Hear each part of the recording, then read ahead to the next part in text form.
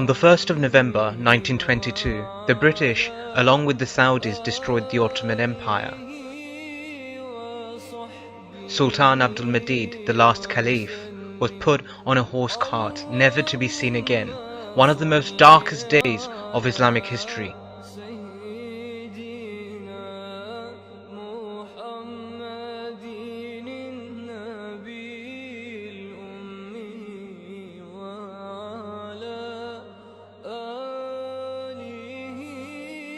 Straight after, Wahhabism prevailed, following 40,000 public executions and amputations of innocent Muslims.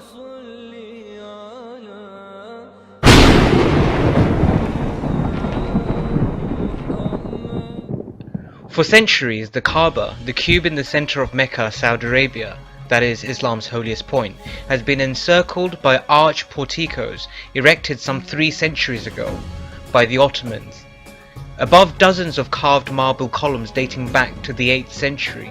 But today, any vestiges of the porticos and columns have been reduced to rubble, cleared to make the way for the Saudi government's so-called expansionist agenda. I'm surprised that it did not touch on the root cause of what's happening.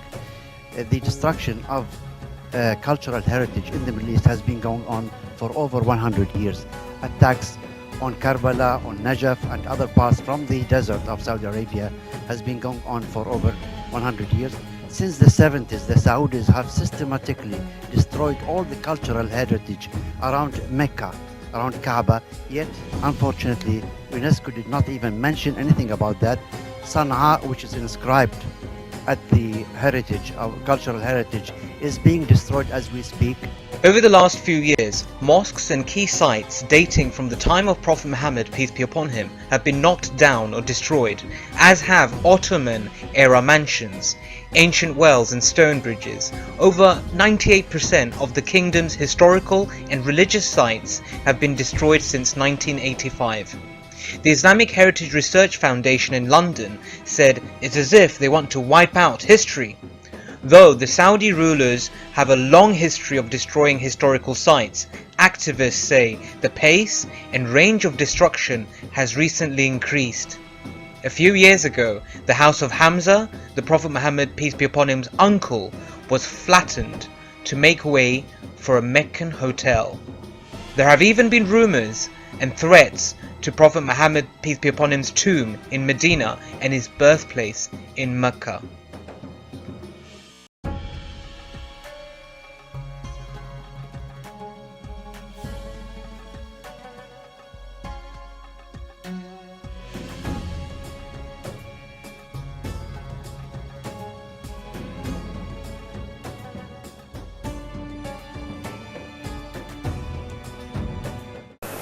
Unser deutsches Volk Sieg heil! Sieg heil! Prior to World War I, there was no Saudi Arabia. The Arabian Peninsula was divided into different regions such as Hijaz, Najd and Yemen. The region unoccupied by the Ottomans was called Najd. The Ottomans never found much logic in invading that region of Arabia because it comprised of mainly desert territory and barren of any known natural resources. By invading Najd, the Ottomans would have had to confront the native Bedouin tribes within that region, and they were of the opinion that it was not worth it. Why would they wage war over a barren land? The Ottomans probably knew the hadith of the Horn of Satan rising from Najd, Saudi Arabia. Why the Muslim has to be the victims of the mistakes of the Wahhabis? You want to stop the problem around the world? Let Wahhabi to leave us alone.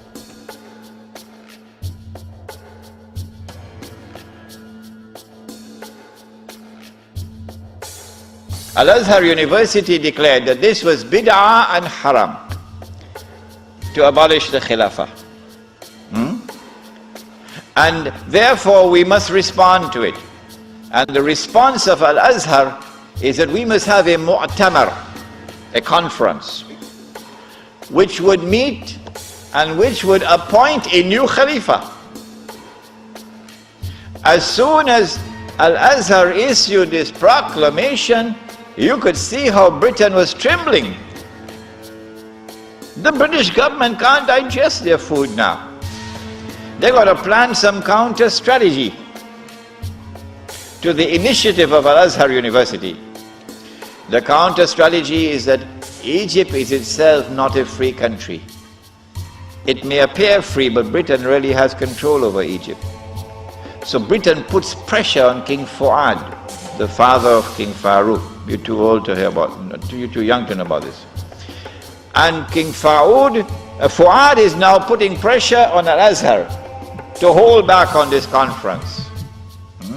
So for 2 years the conference can't take place. 2 years because of British pressure.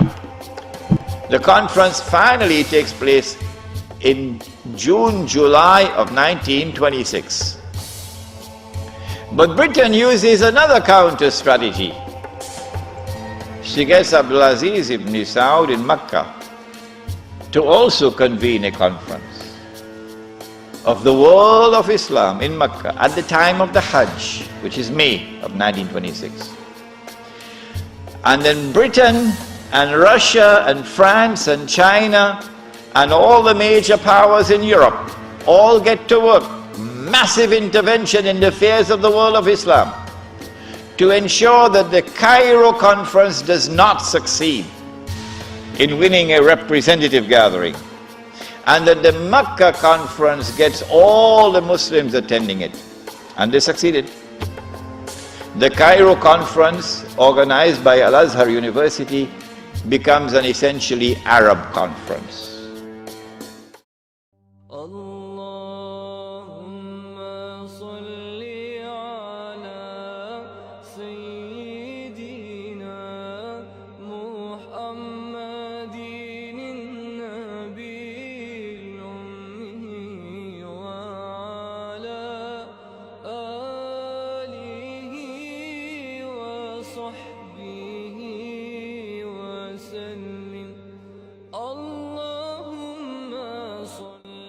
The Ottoman Empire was one of the largest and long-lasting empires in history.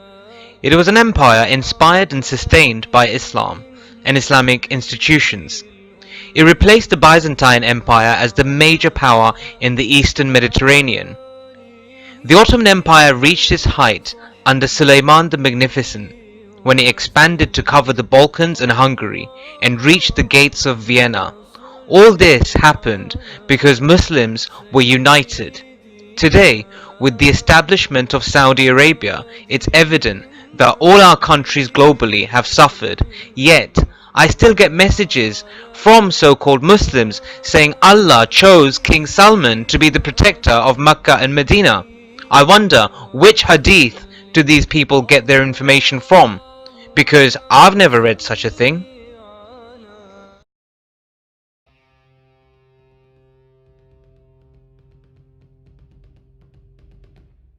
The modern Turkish Republic was founded according to the Treaty of Lausanne in 1923, which concluded with the victorious allies in the First World War, Britain, Ireland, France, Russia and Italy. Britain developed a number of unfair and painful conditions to the rights of the Ottoman Empire. Britain forced the abolition of the Caliphate, exiled the Caliph and his family outside of Turkey, and then took all the Caliph's assets and made Turkey declare itself as a secular state.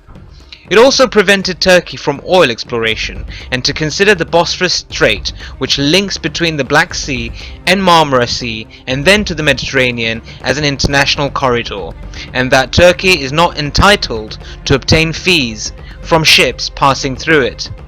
By the year 2023, this period of the treaty ends. Many political analysts are saying Turkey will get back its powers to be the leader of the Muslim world, ownership of the Middle East and Balkans, and the rights to use rich oil wells in Turkey. Recep Tayyip Erdoğan! Turkey's president has said he wants to create a pious generation to change the nation, so the government is pouring more money into schools that teach Islamic values. Yes, Turkey is a part of NATO, however, leaving it abruptly can cause them more problems than any good. Turkey played a humanitarian role in Libya and did not fire a single bullet.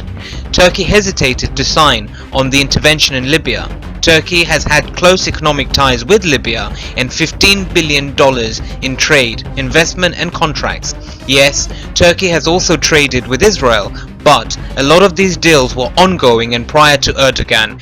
Many will say Turkey cannot be trusted. I think we need to also address this question whether Erdogan is the type of person who will betray his people. I don't think so. Turkey has been prickly with NATO because being testy with the alliance enables the Turks to win points with many countries in the Middle East and North Africa.